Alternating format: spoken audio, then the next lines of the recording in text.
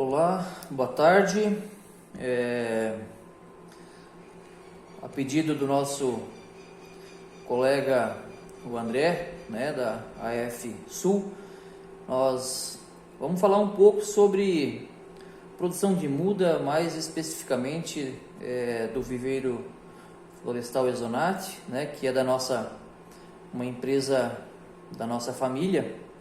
Então, primeiramente, eu quero agradecer a oportunidade de estar compartilhando um pouco, com os nossos amigos engenheiros florestais, um pouco da nossa experiência quando fala produção de muda, quando fala viveiro florestal, prós, contras, dificuldades, eu sei que tem outros, o nosso amigo Ferretti também vai estar falando, e tem mais um outro colega que vai estar falando a respeito, e eu penso que os problemas que acontecem nos viveiros florestais, eles muitas vezes servem para todos, porque os problemas quase são os mesmos, uns um pouco mais, uns um pouco menos, levando em conta efetivamente o manejo aplicado.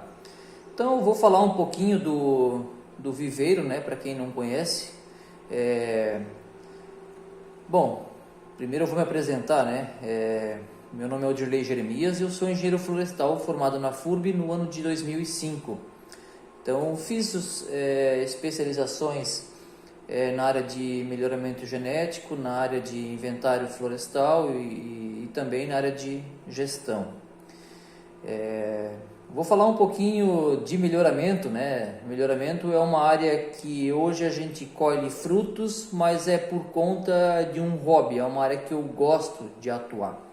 Mais para frente eu explico o porquê. A área de atuação hoje do viveiro é o estado, uma parte do Paraná, Mas o viveiro ele nasceu no ano de 2005 na cidade de Vitor Meireles. E aí, buscando um pouco mais de logística, melhorar a questão de logística, tanto para insumos quanto também posicionamento para entrega, enfim, a gente investiu na compra de um viveiro que na época já existia, de um pessoal de Otacílio Costa que produzia mudas para Klabin. E depois nós acabamos adquirindo um terreno onde levamos a estrutura, Então, nós começamos em 2005 em Vitor Meireles e já no ano de 2007 a gente começou a trabalhar com clonagens, de eucalipto. Vou falar de clonagem até porque a gente teve uma certa dificuldade, No começo nós participamos muito de eventos em São Paulo até a gente definir, que iria estar trabalhando com esse sistema de produção. Então temos hoje um contato muito bom com o pessoal do IPF, que nos auxilia sempre. A ideia do clone na oportunidade foi porque a gente teve em 2005, 2006 um ataque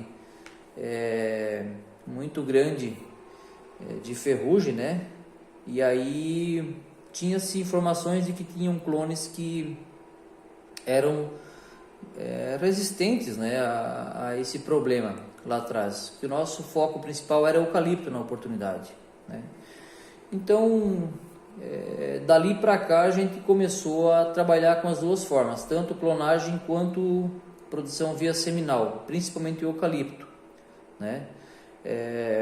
Nossa produção chegou a 2,5 milhões ano, quando tinha as duas unidades. Atualmente, a unidade de Vitor Meireles nós desativamos por questão de ter enfrentado um período com bastante dificuldade em vendas, Caiu muito, e aí a gente deu preferência para Pouso Redondo, onde tinha-se já mais facilidade de mão de obra, já tinha uma estrutura também mais nova, mais moderna. Então hoje a capacidade, nós acabamos ampliando a unidade de Pouso Redondo, para estar atendendo uma demanda Então deve de continuar nessa faixa de capacidade produtiva de 2 milhões de mudas ano.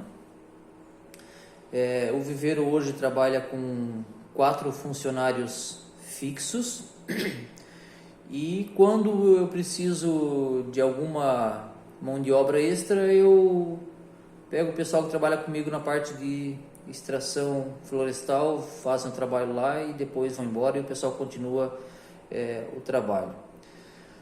A estrutura em si, né, a produção ela é toda em tubete suspenso, né? Tanto bandejas de metal, acho que, se eu não estou enganado, 961 mudas, e também tem as bandejas de plástico que vai 140 e tem uma outra que vai um pouco mais, não estou lembrado a quantia de células, e é nessas bandejas que a gente produz. Em função de uma demanda de mercado, a gente produz também pinos, né, mais recentemente, e o pessoal do viveiro prefere as bandejas de metal para trabalhar por conta de não ter problema com o crescimento de raiz e tem que estar cortando, né, por conta de ser uma bandeja um pouco mais elevada do solo, o próprio vento ele acaba fazendo esse trabalho e mantendo as raízes cortadas, né? Aí quando vai na bandejinha a gente tem que estar fazendo o manejo. Então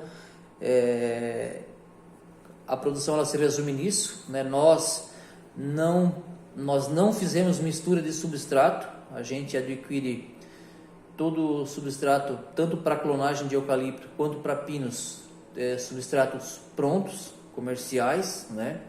Eu uso o Osmocote em ambos as espécies, tanto pinos seminal, eucalipto clonagem e eucalipto via seminal, todos eu utilizo o adubo, né? O Osmocote de liberação lenta. Claro, cada um para a sua espécie, né, em função do tempo de liberação. E se necessário for, eu também faço adubação de arranque, crescimento e rustificação, principalmente no pinos, né, para ter aí um sistema radicular, principalmente um sistema radicular bem formado e um torrão bastante, no caso torrão não, né, onde parte radicular bem aglutinada. Semente. Hoje eu produzo só semente Rigesa F2 para pinos, né? Eucalipto, a gente busca sempre produzir do IPF, então eu produzi um pouco de eucalipto via semente esse ano, né? Então são tudo sementes com procedência para poder estar dando para o cliente também uma certa garantia, né? Então o que a gente observa, né, quando fala de substratos, existe diferenças entre eles, né? Um substrato para clonagem ele é bem específico, com drenagem, né? Então, em função dessas características, dessas composições dos substratos, a gente tem que estar definindo quantidade de água para cada dada época do ano, né? Porque um substrato tem maior e outro menor capacidade de retenção de água em função da sua composição. Então, isso aí tudo a gente vai medindo, né, antes de conhecer o substrato, quando a gente muda de um fornecedor para outro, para realmente não ter problemas, né, com a produção em função de encharcamento, né? Porque se eu vou produzir uma muda no inverno e o meu substrato ele retém muita água e eu continuar com uma dosagem de água que eu vou para o verão, pode dar problema, né? Mas com relação ao substrato é isso. A gente já teve bastante problema, né, no viveiro com questão. Tem uma praga que veio no substrato, né, e hoje eu já consegui acabar com ela, mas às vezes quando você vê, está tomado de erva sobre o tubete, né? Então, adquirir um substrato de alguém que faça pelo menos aquela tratamento do substrato em autoclave, né, em alta temperatura, para liquidar o que pode ter de semente de ervas daninhas é bem importante. Eu sempre fui da ideia de trabalhar com o mínimo possível de custo fixo no viveiro e em outros negócios também, né? Então, partindo desse pressuposto, mão de obra é uma das, né? É um dos custos fixos. Então, o nosso viveiro, hoje ele é bem automatizado quando se fala de irrigação. A gente tem dividido, onde chamamos de módulos, né? Para ter a opção de estar dosando a água para cada tipo de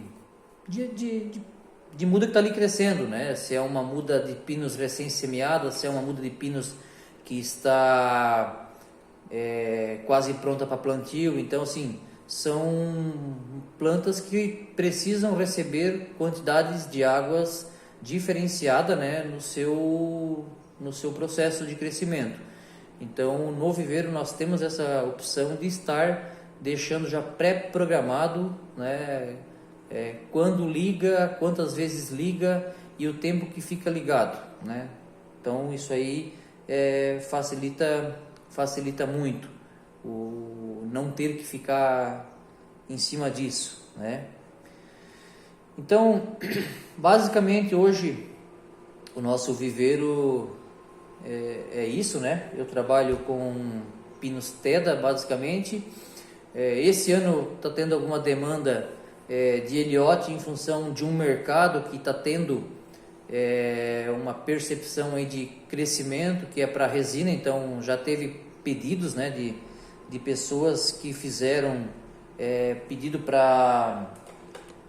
para Elliott. Então a gente também faz, né? Na verdade a gente produz o que tem mercado, né? Então a gente não produzia antes porque não era efetivamente muito procurado, né? E tendo essa opção, não tem por que não aproveitar, né? Como eu falei, o manejo, a gente também evita ter que ficar passando muitas vezes a mão, né? O tubete na mão. Ou seja, por exemplo, pinos, a gente faz a quebra de dormência conforme a recomendação técnica, né? Para que em um menor número de dias aconteça a germinação. E com isso eu vou ter já de pegada mudas bastante homogêneas na bandeja, né? Então, fazendo isso, quando eu faço a classificação, eu já separo em 3, 4 tamanhos as mudas, né? Para poder, lá na hora de embalar, eu já ter também uma muda já pré-classificada no tamanho. Então, depois que eu classifico a muda de pinos, eu só mexo nela para embalar. Não fico tendo que fazer manejo dentro do viveiro, né? Essa é uma das qualidades que a gente gosta da bandeja grande, né? Tem uma certa dificuldade de manuseio por conta do peso, né? Mas